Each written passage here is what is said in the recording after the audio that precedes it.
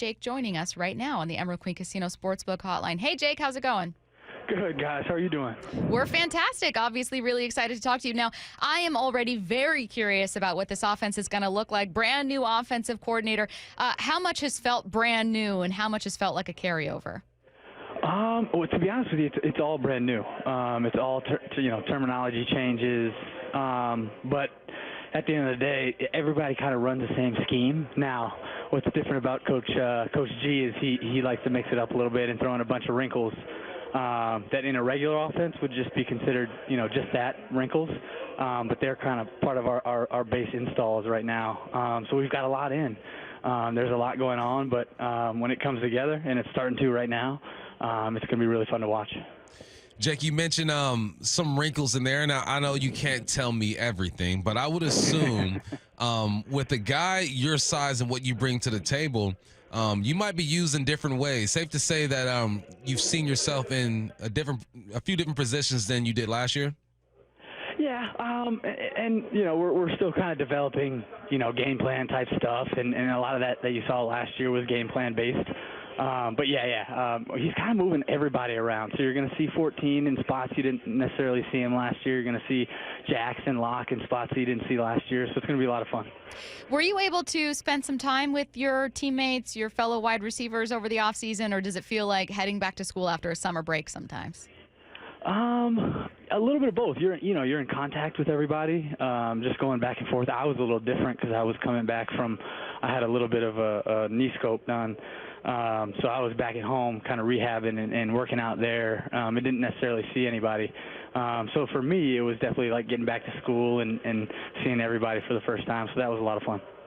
What's the energy like out there? I mean, I would assume it's different because, you got a new head coach, but I would assume it might be the same as well with McDonald being a young chicken out there, man, 36 years old. Yeah, man, it's a lot of juice going on from Coach Mike to everybody on the staff.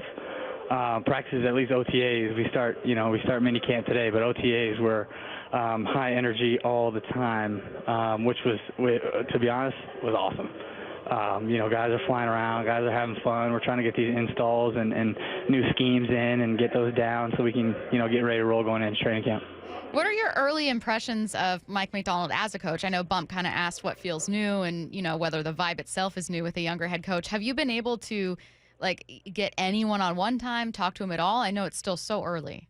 Yeah, I have, and I've been really fortunate to kind of have that opportunity. And Bump hit the nail on the head. He's young, high energy, detailed, everything you kind of expect coming in. You watch a team like Baltimore and how they played defense. They were a reflection of their coach.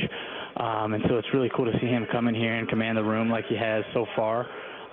Like I said, he's a laid-back kind of guy off the field, but as soon as he flips that switch and gets dialed in, get out of his way, because when we step across those lines, he's all the way dialed in. Man, random question. What was it like having pretty much your game jerseys as your practice jerseys? I saw pictures. I go, it feels swaggy, but did you guys walk in? Did you know this was going to happen? I didn't, but I wasn't surprised because you see, pictures of Lamar and all those guys in Baltimore in the media wearing game jerseys in practice, so when it kind of showed up here, I wasn't necessarily surprised. As a receiver, I like it.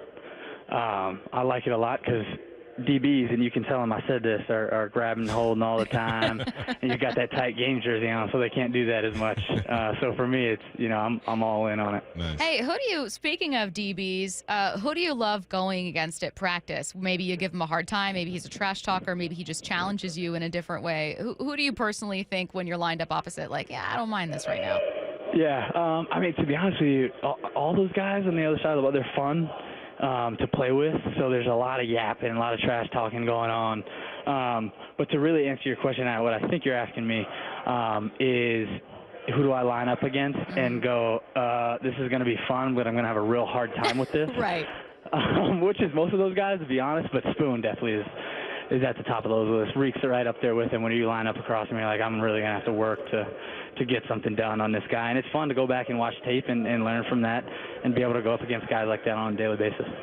Hey, what was your offseason like, right? First year in the league. I remember mine. I go home. One, everyone thinks you're rich, and they want all of your time. What was your off season like going back home to the fam and your boys? Oh my God! I mean, it was awesome. It was really fun just being back with the fam. I was rehabbing and working out.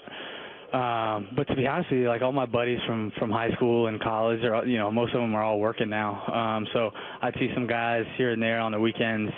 But to be honest with you, I kind of just got back, took a week, went on vacation with my family for another week, and kind of just got back and went back to work. Yeah, where'd you go on vacation? We went to the Dominican for a week. Oh, nice. My brothers, my mom. Yes, ma'am. It was fun. Well, obviously you watch your film, you break yourself down. What's something that you felt like you wanted to add to your game this year? I think vertical speed would be at the top of that list. I hesitated because there's a whole lot on that list, to be honest with you guys.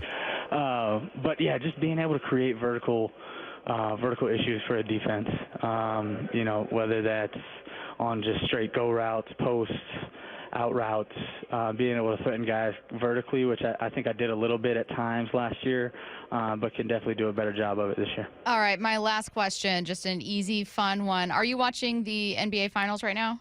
I am, absolutely. Okay, so I am going to turn to my co-host once we let you go to let him know the news that Porzingis is day-to-day right now, may not play on Wednesday. So how are you feeling about the Mavs' chances on Wednesday? Well, to be honest with you, I'm from outside of Boston, so I'm probably the lone Celtics fan in this building right now, and I'm taking a lot of heat for it. But yes, Porzingis will be good to go.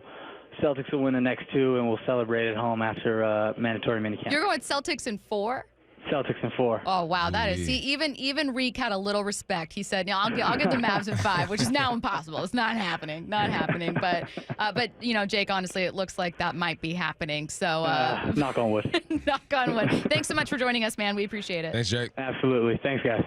All right, we'll get back with a bit of that news and with Mariners first baseman Tyler Locklear. That's next.